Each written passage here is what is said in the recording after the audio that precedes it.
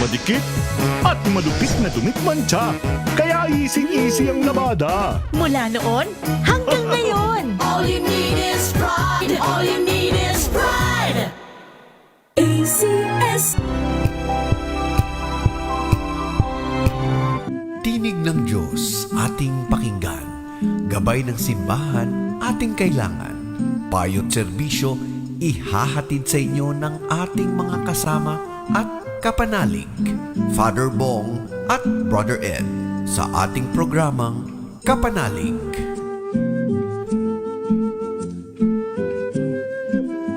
Magandang gabi po mga kapanalig. Narito na po ang palatuntunang kapanalig sa DCRH at sana po kayo nasa mabuting kalagayan. Good evening din, Brother Ed. Magandang gabi, Father Bong. Magandang gabi, Luzon, Visayas, and Mindanao. Live kami ni Father Bong ngayong linggo ng palaspas at masakit ng Panginoon, March 29. Linggo ng Alay Kapwa din. Mga minamahal na kapatid, 5 linggo na tayong naghahanda ng sarili para sa pagdiriwang ng Pasko ng pagpakasakit, pagkamatay at muling pagkabuhay ng Panginoon. Sinikap natin unawain at tuparin ang ating pananagutan sa Diyos at sa kapwa-tao alinsunod sa aral at halimbawa ni Jesucristo. Kaysa na ang buong simbahan, sinisimulan natin ngayon ang mga mahal na araw. Si Kristo ay matagumpay na pumasok sa kanyang lungsod upang tuparin ang kanyang gawain bilang Mesiyas. Taimtim nating alalahanin ang pag-aalala niya ng sarili para sa kapwa at sundin natin siya ng may buhay na pananampalataya. Kaysa niya sa pagdurusa sa krus, tayo nawa ay makahati niya sa kanyang tagumpay at kamatayan at sa kanyang bagong buhay. Mga kapatid, manalangin tayo. Sa ngalan ng Ama at ng Anak at ng Espiritu Santo. Amen. Ama naming makapangyarihan, nagdala po kayo ng mga palaspas. Ito yung sinasabi ng pari. Ang mga palaspas na ito ay iyong pagpalain at pabanalin upang sa masaya naming pagbubunyi sa Mesiyas na aming hari, siya ay aming masundan at sa pamamagitan niya ay aming sapitin ang hindi magmamaliw na lungsod ng Jerusalem na kanyang pinaghaharian kasama mo at ng Espiritu Santo magpasawalang hanggan. So yan po mga kapanalig, yung pagbabasbas, napakinggan po ninyo, pero hindi na natin po babasahin yung tungkol dito dahil mahaba po ang lalong-lalo na ang gospel. Kaya punto tayo kaagad mga kapanalig sa panalangin para sa linggong ito. Ama naming makapangyarihan, ginawa mong halimbawang dapat tularan ang tagapagligtas naming naging di iba sa amin para ang krus namin ay akayin. Pagindapatin mong sa mga pagdiriwang ay aming kamtin ang kanyang ulirang pagkamatiisin at ang pagkikisalo sa pagkabuhay niyang maningning sa pamamagitan niya kasama ng Espiritu Santo magpasawalang hanggan. Amen. At ngayon mga kapanalig, sa unang pagbasa, ito po'y hango sa aklat ni Propeta Isaías, Kabanata 5. Pakinggan niyo po at ito'y babasahin sa inyo ni Brother Ed. Pagbasa mula sa aklat ni Propeta Isaías. Ang makapangyarihang Panginoon ang nagturo sa akin nang sabihin ko para tulungan ang mahihina. Tuwing umaga'y kanyang binubuksan ang aking pandinig. Nananabik akong malaman kung ano ang ituturo niya sa akin. Binigyan niya ako ng pangunawa. Hindi ako naghimagsik ni tumalikod sa kanya. Hindi ako tumutol nang bugbugin nila ako. Hindi ako kumibo nang ako'y kanilang insultuhin. Pinabayaan ko silang bunutin ang buhok ko't balbas. Gayon din nang luran nila ako sa muka. Ang mga pagdustang ginawa nila ay di ko pinapansin pagkat ang makapangyarihang Panginoon ang tumutulong sa akin.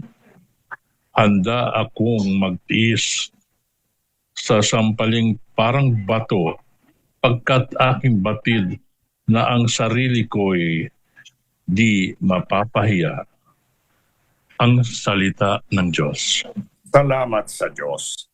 Mga kapanalig, ang salmong tugunan ay maganda po na ating pakinggan. Yung parang tugon sa unang pagbasa ko. Ito yung sinasabi, Diyos ko, bakit naman ako'y iyong pinabayaan? So, ito po yung Salmo Psalm 21.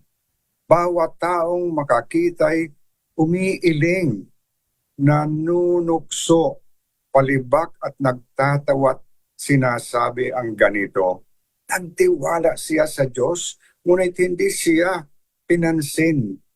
Kung talagang minamahal, bakit hindi iniintindihin?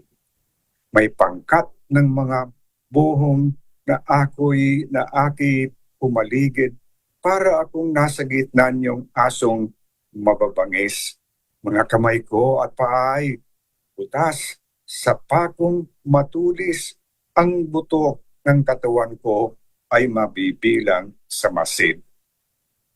Pinaghati-hati nila ang damit ko sa katawan, ang hinubad na tunika'y dinaan sa sapalaran. Huwag mo akong ulilahin, huwag talikdan, Panginoon, o aking tagapagligtas. Bilisan mo ang pagtulong. Ang lahat ng ginawa mo'y ihahayag ko sa lahat. Sa gitna ng kapulungay, pupurihin kitang ganap. Purihin ang Panginoon ng lahat ng kanyang lingkod, siya'y inyong dakilain, gayon ang kan ni Jacob.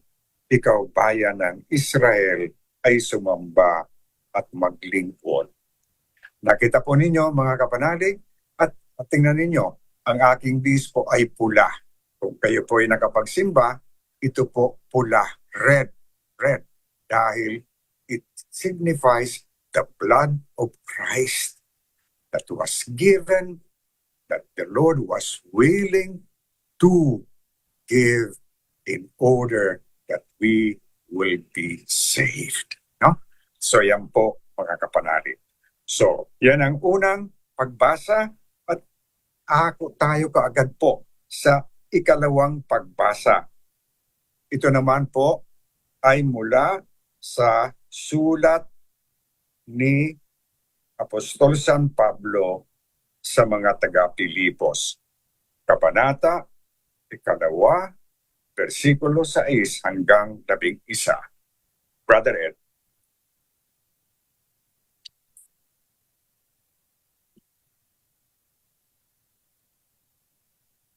Pagbasa mula sa sulat ni Apostol San Pablo sa mga taga-Pilipos. Si Kristo Jesus, bagamat siya ay Diyos, ay hindi nagpilit na manatiling kapantay ng Diyos.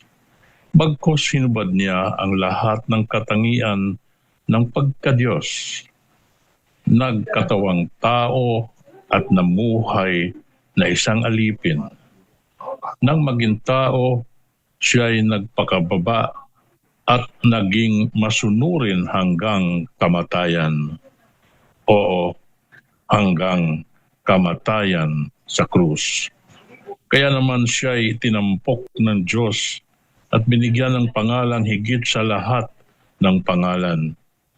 Ano pat ang lahat ng nilalang na nasa langit, nasa lupa, nasa ilalim ng lupa, ay manikluhod na sasamba sa Kanya at ipapahayag ng lahat na si Jesucristo ang Panginoon at ikarangal ng Diyos Ama. Ang salita ng Diyos. Salamat sa Diyos.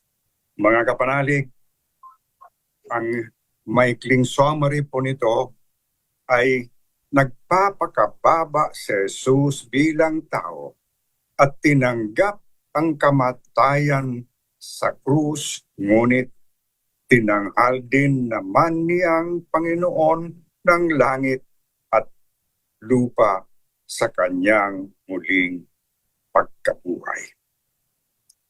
Ang tanong po, mga kapanalig, ito sa kalawang pagbasa, ang ugali mo ba ay tulad ng kay Jesus? Ikaw ba ay katulad niyang magpakumbaba at masunurin? Iniligtas tayo ni Jesus sa kanyang kababaang loob at pagkamasunurin.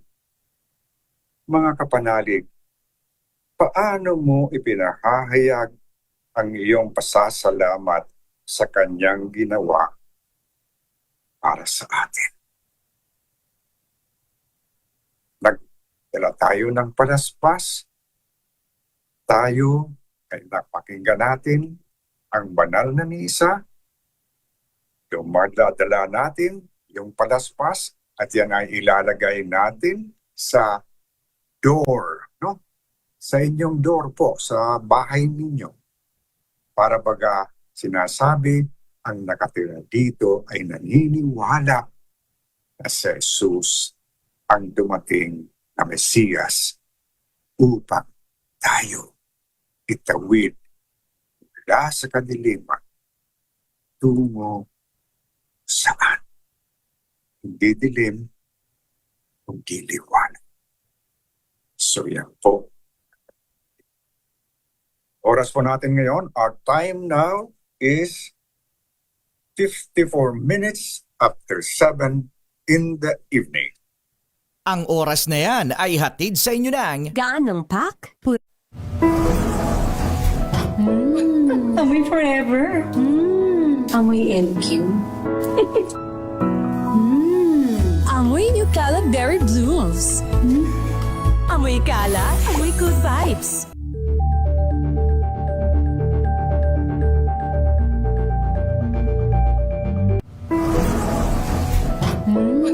Amoy forever. Amoy LQ.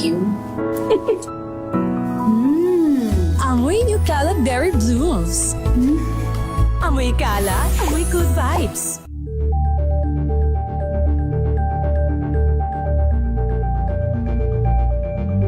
Maulan man, no worries na amoy kulong ang damit. Charm Fab Con, bangong kumaka-bloom, tanggal amoy kulog sa bango ng charm. Kaya gamit ko, Charm Fab Con with Bloom Fresh Technology. Kills 99.9% of kulob-causing bacteria.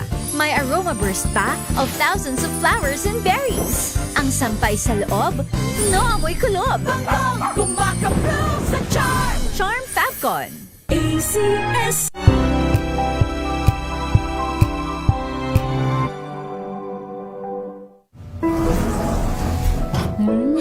Amoy forever.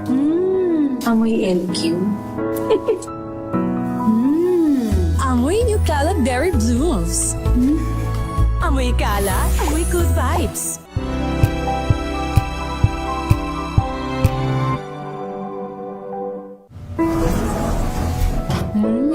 Amoy forever. Amoy LQ. Amoy New Cala Berry Blooms. Amoy Kala, amoy good vibes.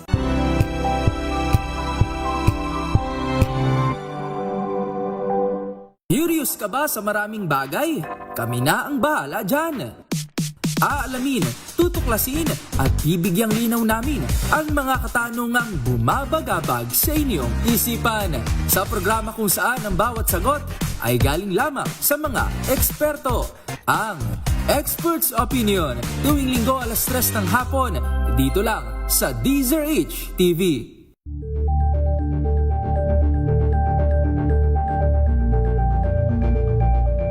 Ito ay 17 individual na ang kanilang naaresto.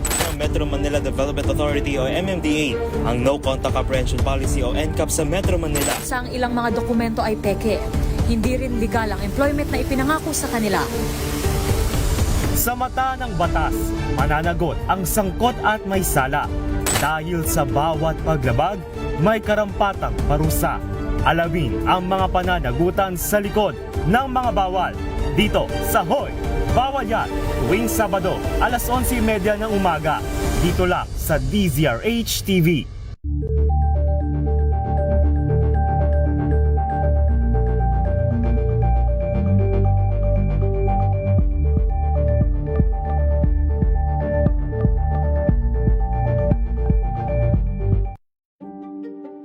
Buklatin ang mga pahina. Pakinggan ang boses ng lipunan. Tunghayan ang mga issue mula sa ibang katayuan. Nakakalungkot kasi deserve ba namin ng ganito? Na hindi nila alam kung ano talaga yung kanilang mga karapatan. Yung gobyerno, tinulungan nila yung kanilang magsasaka. Pinapatahimik tayong lahat using various laws. Through education, kayang-kaya nating baguhin yung ganitong klaseng pag-iisip. Isang kwento, iba't ibang anggulo. Dito, sa Point of View.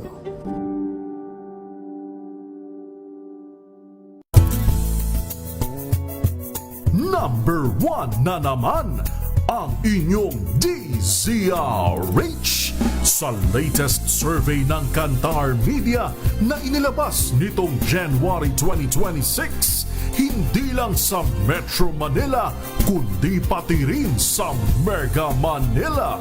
Patunay na DZRH lang ang inyong tunay at totoong pinagkakatiwalaan. Taos-puso po kaming nagpapasalamat sa inyong patuloy na pagtitiwala dahil ang DZRH una sa Pilipinas, una sa Pilipino. Saan ka man sa mundo, tayo Pilipino. Nagsimula sa pangarap hanggang sa maabot ang tagumpay. Iba't ibang kwento, iba't ibang mukha ng atletang Pilipino. Mas pinatindi, mas pinalakas, at mas pinaaksyon sa Match Point tuwing Sabado, 12:30 ng tanghali sa DZRH TV.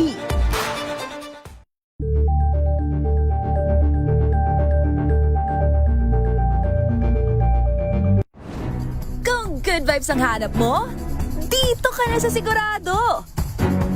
Mula sa mga istoryang nagbibigay ng inspirasyon hanggang sa mga kwentong may dalang solusyon.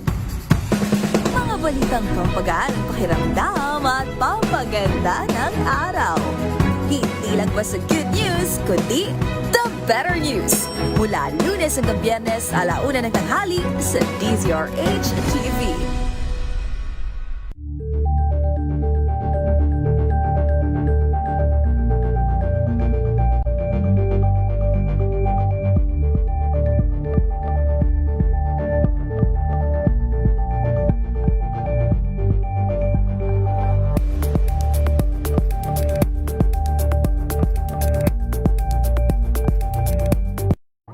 Got you covered.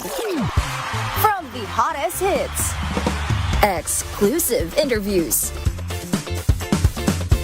kilig to the bones fan meet experience, and hataw performances of your favorite stars.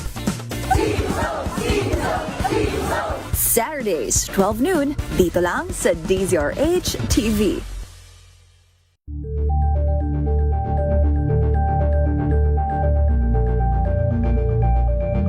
Maagang balitaan, maagang usapan sa mga issue at balita kasama si Kuya Angelo Palmones sa Magandang Umaga Pilipinas mula Lunes hanggang Biyernes.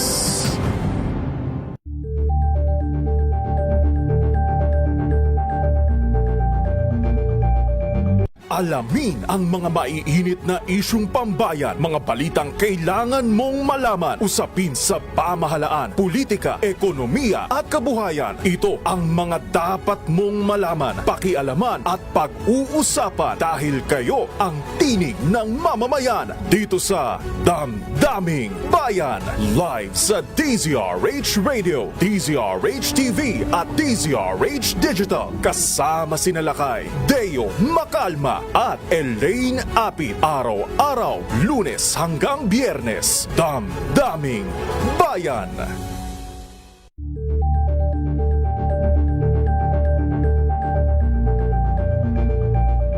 Tambalang Anthony Taberna at Jerry Baha ang gigising sa inyong umaga dahil lalatay ang humahagupit na diskusyon at komentaryo Lunes hanggang Biyernes sa 2x2.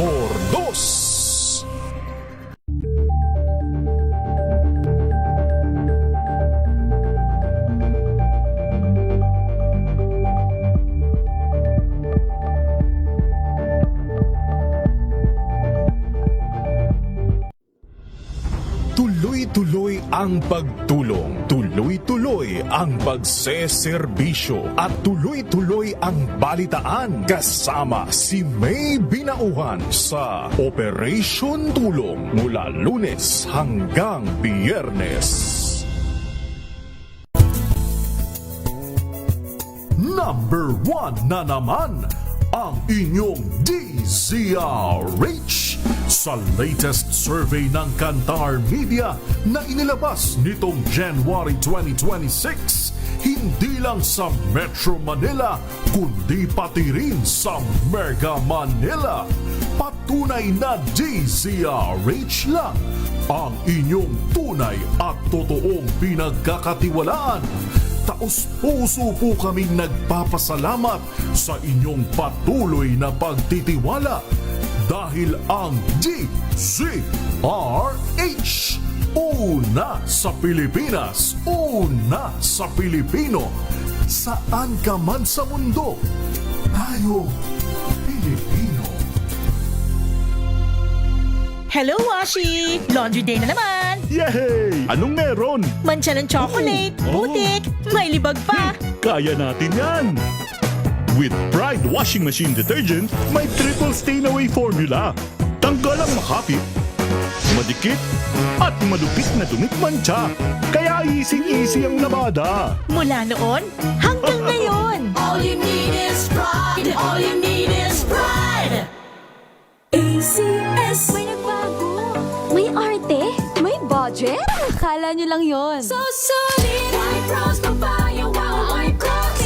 White Rose Papaya. Wow, White Rose. White Rose Papaya. May glow up with a White Rose Papaya. White Rose Papaya. May puti power times 2 kasi may papaya at niacinamide. May shea butter and tea tree oil pa. Kutis sulit ang glow up.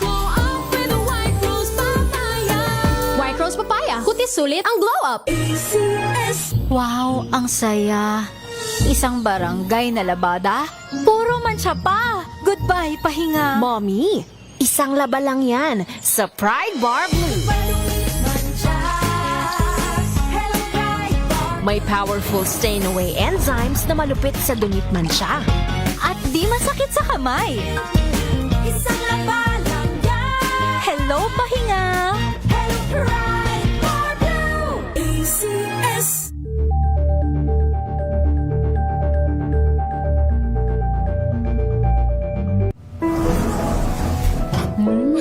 Amoy forever. Amoy LQ. Amoy New Cala Berry Blooms.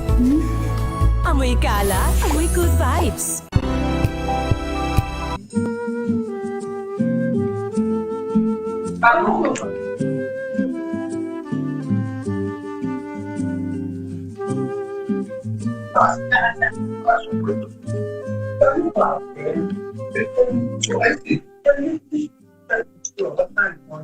Yeah. Kaming dalawa ni Brother Ed ay nagbabalik, Brother Ed. Meron ka ba ng mga text messages na natatanggap? Yes, Father Bong. Meron dito galing kay Blanca Manaba, Blessed Sunday, Palm Sunday. Sa ating dalawa, Hosanna in the highest, watching from Antipolo. Si Margarita Guevara, good evening DZRH, good evening din sa ating dalawa, sabi niya, hi. Ivy Gutierrez, good evening Father Bong, Brother Ed, watching from Tayug, Pangasinan. Nelson Malinaw, good evening Father Bong and Brother Ed. Si Anthony Abrinica, sabi din sa atin, good evening Father Bong. And si Ivy Gutierrez, of course from Tayog, Pangasinan. Si Tristan Wyatt Gulay, good evening sa atin dalawa. Si Eduardo Narvaez, good evening Kapanali, good evening Father Bong, Brother Ed, watching from Atlanta, Georgia. And happy birthday kay June Benedito Jr. Galing kay Dariel Bert, ang mabait, from Brooks Point, watching in Palawan. Thank you. Si Leo Habares, watching from Puerto Princesa. Good evening din sa atin dalawa. Of course, Susan Hoffman, Blessed Palm Sunday, Father Bong, and Brother Red, God bless. Of course, si Delia Doria, Blessed Sunday, Father Bong, and Brother Red. Yun po ating mga greetings dito sa ating FB Live, Father Bong. Hey, ating din ako'y binabati ko din po yung Kwasay Paris, Antonio de Villago Kwasay Paris, at saka si Bel Beluan palagi ho. Siya yung nakikinig sa ating palatuntunan. At ngayon po ay aking babasahin yung maikli lamang po na mabuting balita. Pagkatapos ng ating basahin ito po, bibigay ko po ang isang reflection. So ito po ang mabuting balita. Ang mabuting balita hango sa Ebanghelyo ni San Mateo. Noong panahong yon, iniharap ni Jesus kay Gobernador Poncio Pilato. Ikaw ba ang hari ng mga Hudyo? Tanong sa kanya ni Pilato. Sumagot si Jesus, kayo na ang nagsasabi. Ngunit nang paratangan siya ng mga punong saserdote at ang matatanda ng bayan, hindi na siya sumagot. Kahit sinabi sa kanya ni Pilato, hindi mo ba naririnig ang mga ipinararatang nila sa iyo? Ngunit hindi sumagot si Jesus, gaputok man. Kaya't nagtaka ang gobernador. Tuwing pista ng Paskwa, kinaugulian na ng gobernador ang magpalaya ng isang bilanggo. Sino mang mahiling ng taong bayan. Noon ay may isang kilalang bilanggo na nagngangalang Barabas. Kaya't nang magkatipon ang mga tao, tinanong sila ni Pilato, sino ang ibig ninyong palayain ko? Si Barabas o si Jesus na tinatawag na Kristo? Alam ni Pilato na inggit ang nag-udyok sa kanila na dalhin sa kanya si Jesus. Hindi lamang iyan. Samantalang siya ay nakaluklok sa hukuman, nagsabi sa kanya ang kanyang asawa, huwag kang makialam sa taong iyan na walang kasalanan sapagkat kagabi pinahirapan ako ng aking panaginip tungkol sa kanya. Ang mga tao na may sinulsulan ng mga punong saserdote at ng matatanda ng bayan at hilingin kay Pilato na si Barabas ang palayain at si Jesus ay ipapatay. Muli silang tinanong ng gobernador, sino sa dalawa ang ibig ninyong palayain ko? Si Barabas po, sagot nila. Sinabi sa kanila ni Pilato, kung gayon, ano ang gagawin ko kay Jesus na tinatawag na Kristo? Sumagot ang lahat, ipako sa krus. Bakit? Anong masama ang ginawa niya? tanong ni Pilato. Ngunit lalo pa nilang sinigaw, ipako sa krus. Nang makita ni Pilato na wala siyang magagawa, malamang pang magkagulo ang mga tao, nagpakuha siya ng tubig at naghugas ng kamay sa harapan ng mga tao. Wala akong pananagutan sa kamatayan ng taong ito. Bahala kayo, sabi ni Pilato. Sumagot ang mga tao, pinanagutan namin at ng aming mga anak ang pagkamatay niya. At pinalaya niya si Barrabas. Ngunit ipinagupit si Jesus at ibinigay sa kanila upang ipako sa krus. Si Jesus ay dinala ng mga kawal ng gobernador sa Pretorio at nagkatipon ang buong batalyon sa paligid niya.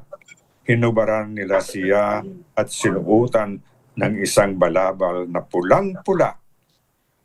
Naglikaw sila ng halamang matinik at ipinutong sa kanya sa pinagpagkahawak ng isang tambo sa kanyang kanang kamay. At palibak siyang niluluhuran at binati, mabuhay ang hari ng mga Hudyo. Siya ay pinaglulorhan, kinuha nila ang tambo at siya ay pinaghahampas sa ulo.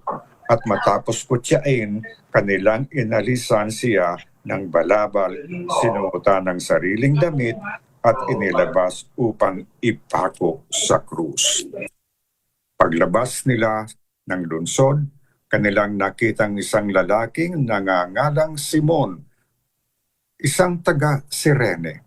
Pilit nilang ipinapasan sa kanya ang krus ni Jesus. Pagdating sa lugar na tinatawag na Golgota, na nangangahulog ang puok ng bungo, binigyan nila si Jesus ng alak na hinaluan ng apdo. Ngunit nang matikman niya ay hindi ininom. Nang maipako na siya sa krus, pinaghati-hatian nila ang kanyang mga damit matapos magsapalaran. At naupo sila upang siya ay bantayan. Nakasulat sa kanyang ulunan ang sakdal laban sa kanya.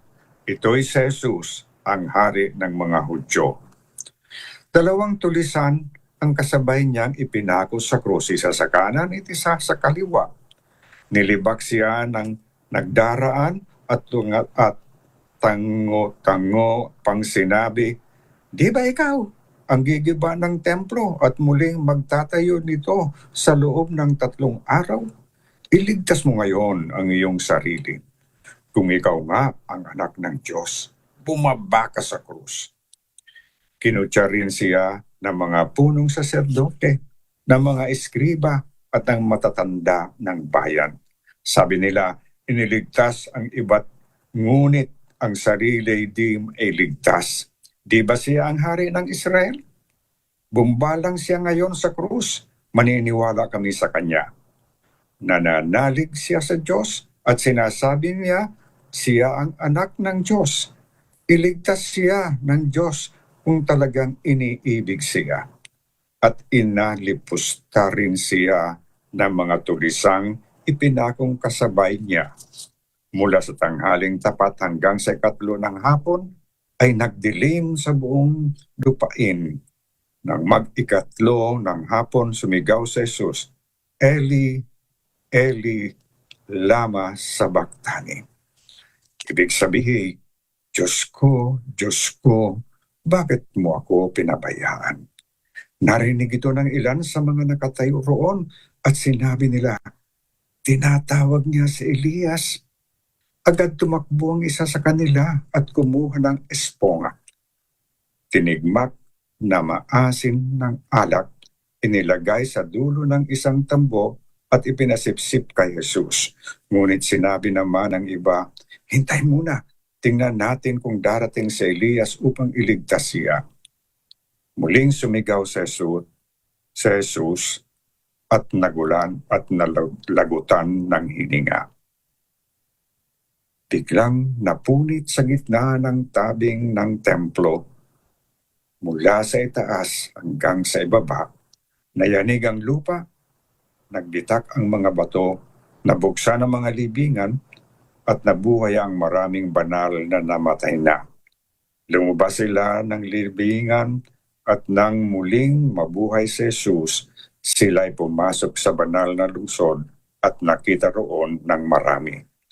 Nasindak ang kapitan at ang mga kawal na nagbabantay kay Jesus nang maramdaman nila ang lindol at masaksihan lahat na nangyari.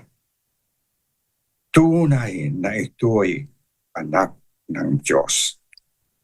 Sabi nila, ang mabuting balita ng Panginoon. Ngayon po, mga kapanalig, kaunting reflection sa napakinggan nating mabuting balita. Today's celebration is called Palm Sunday of the Lord's Passion. And the gospel proclaims is the passion of Jesus Christ. Kapag naririnig mula natin ang salitang passion, karamihan nating naiisip ang paghihirap. At tama naman yun. Narinig natin sa pagbasa ng pasyon ang pagtataksil and rejection, ang pagpapahirap, ang pagpapakasakit, at ang kamatayan ni Jesus. The passion is not only about what Jesus suffered. It is about what He chose. Si Jesus ay hindi basta biktima ng isang trahedya. Siya ang anak na malayang nagsabi, Father, not my will, but yours be done. Alam niya ang mangyayari at pinili pa rin niyang tahakin ang daan. At bakit? Because He is passionate not only in suffering but in love. Si Jesus ay passionate sa pagsunod sa kalooban ng Ama, passionate sa pagpapalaganap ng paghahari ng Diyos, passionate sa paghahatid ng mabuting balita sa mga dukha at sa paglingkod sa mga nangangailangan. At sa gitna ng lahat ng ito, malinaw ang kanyang puso. He chooses us, He chooses to love us fully and faithfully, holding nothing back. At ito ang ipinahahayag sa atin ng banal na krus. Jesus is passionate about loving us. He is absolutely committed to us, even unto death. Now, if Christ loved us so total, so faithful, so passionate, then it cannot remain just something we admire. It must become something we respond to. Dapat nating itong tinutugunan hindi lamang sa salita, kundi sa paraan ng pamumuhay natin. Sa paraan ng pagmamahal, sa pagmamalasakit natin, sa pagbabahagi at paghahandog ng sarili, sa mga pagpapasya at pagpili natin, sa mga sakripisyong handa nating ialay. Pero madalas, may iba pa tayong passions, financial security, hindi ba? Worldly success, social influence, public approval. Hindi naman masama ang mga ito, pero madalas sila na ang nauuna. But Palm Sunday reminds us there is a greater passion, the love of Christ. And it is a love that calls us out of ourselves, a love that moves us beyond comfort, a love that invites us to give, to serve, to forgive. Isang pag-ibig na humuhubog sa puso natin na maging tulad ni Kristo. To be truly passionate is to love as Christ loved, holding nothing back, choosing love even when it costs everything, and giving ourselves completely for God and for others. Let us pray like this. Lord Jesus, you chose us with a love that never fails. Help us choose you each day to love as you love, to give as you give, and to remain faithful always. Amen. Yan po mga kapanalig, ang kaunting reflection sa ating gospel reading. Ang oras po natin ngayon is 21 minutes after 8 in the evening.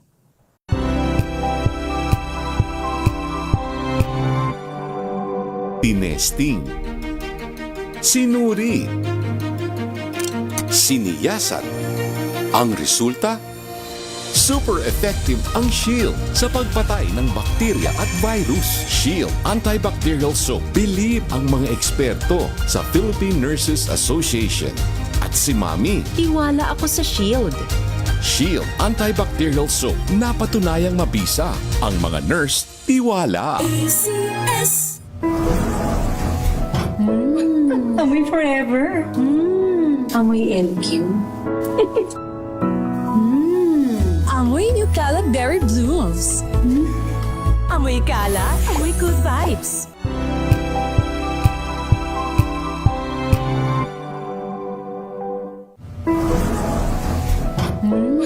Amoy forever. Amoy NQ. Amoy New Caleb Berry Blooms. Amoy kala, amoy good vibes.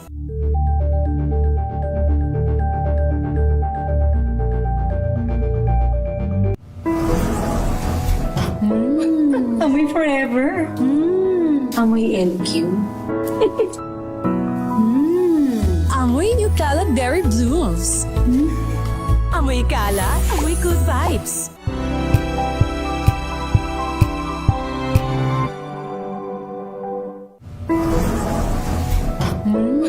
Amoy forever.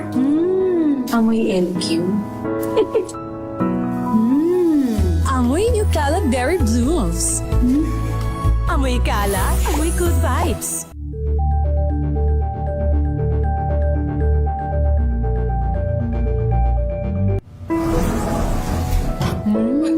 Amoy forever. Amoy NQ. Amoy New Caleb Berry Blooms. Amoy kala, amoy good vibes.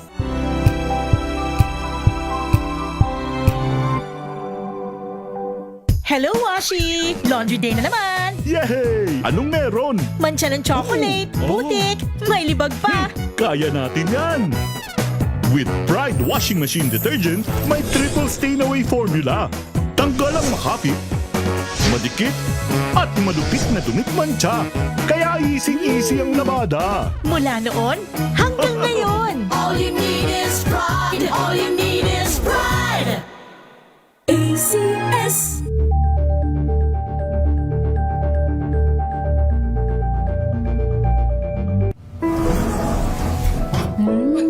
Amoy forever.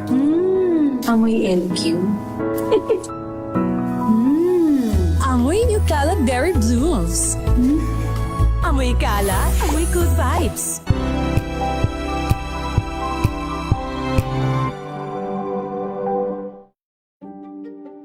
Buklatin ang mga pahina. Pakinggan ang boses ng lipunan. Tunghayan ang mga issue mula sa ibang katayuan. Nakakalungkot kasi deserve ba namin ng ganito? Na hindi nila alam kung ano talaga yung kanilang mga karapatan. Yung gobyerno, tinulungan nila yung kanilang magsasaka. Pinapatahimik tayong lahat using various laws. Through education, kayang-kaya nating baguhin yung ganitong klaseng pag-iisip. Isang kwento, iba't ibang anggulo. Dito, sa Point of View.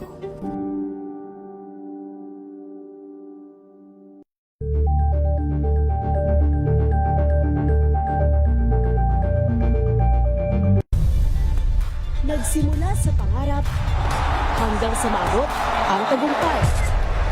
Iba't ibang kwento, iba't ibang mukha ng atletang Pilipino.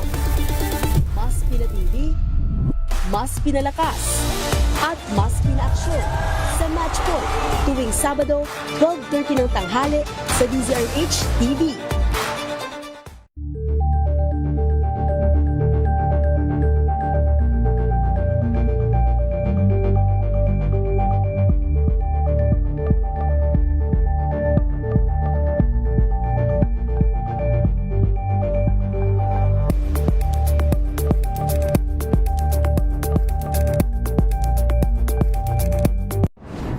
Kung good vibes ang hanap mo, dito ka na sa sigurado! Mula sa mga istoryang nagbibigay ng inspirasyon hanggang sa mga kwentong may dalang solusyon. Mga balitang pampagaan ng pakiramdam at pampaganda ng araw. Hindi lang basta good news, kundi the better. Nagbabalik ang ating kasama at kapanalig, Father Bong at Brother Ed, sa ating programang Kapanalig. Yan po mga kapanalig, ang dalawa ni Brother Ed ay nagbabalik. Brother Ed, meron ka pa ba dyan ng mga text messages na natatanggap? Yes, Father Bong, sa ating YouTube Live, si Teresita Atienza, nakikinig siya sa Santa Rosa, Laguna. At si Ivy Gutierrez from Tayog, si Nelson Malinaw, Antonia Brenica, Jelamin Abdullah, at of course si Florence Rigado sa ating FB Live, Father Bong. Ayun. So yan po mga kapanalig. At ngayon, dumako tayo sa panalangin ng bayan, Brother Ed. Yung panalangin ng bayan. Mga kapatid, dumulog tayo sa ating Diyos, Ama, upang sa pakikiisan natin sa pagpapakasakit ni Jesus, makiisa rin niya tayo sa kanyang kaluwalhatian. Manalangin tayo. Ama namin, dinggin mo kami. Para sa Santo Papa, mga obispo, pare, diakono, maging totoong saksi nawa sila ni Kristo sa pamamagitan ng kanilang taos-pusong paglilingkod sa bayan ng Diyos. Manalangin tayo. Ama namin, dinggin mo kami. Para sa programang Alay Kapwa, maging mabisang daan nawa ito upang matugunan ang mga suliraning panglipunan at mas matulungan ang mga nangangailangan. Manalangin tayo. Ama namin, dinggin mo kami. Para sa mga catechumenes, magabayan nawa nila sa landas ng pagpapakabanal tungo sa Diyos na kailangang naisundan. Manalangin tayo. Ama namin, dinggin mo kami. Ama, dinggin mo ang panalangin ng iyong mga anak. Ipagkaloob mo nawa ito ayon sa iyong dakilang pag-ibig at awa sa pamamagitan ni Kristong aming Panginoon. Amen. Amen. At ngayon, mga kapanalig, ang pagbabasbas. Magsiyuko kayo at hingin ang pagpapala ng Diyos. Ilagay ninyo ang kanang kamay ninyo sa harap doon sa iyong puso. O Diyos amang maawain na nagkaloob ng isa inyo ng anak niyang nagpakasakit bilang huwaran ng pag-ibig, ay siya nawang magkaloob sa inyo ng lahat ng mabubuting bagay pakundangan sa paglilingkod ninyo sa Kanya at sa kapwa ngayon at magpasawalang hanggan. Amen.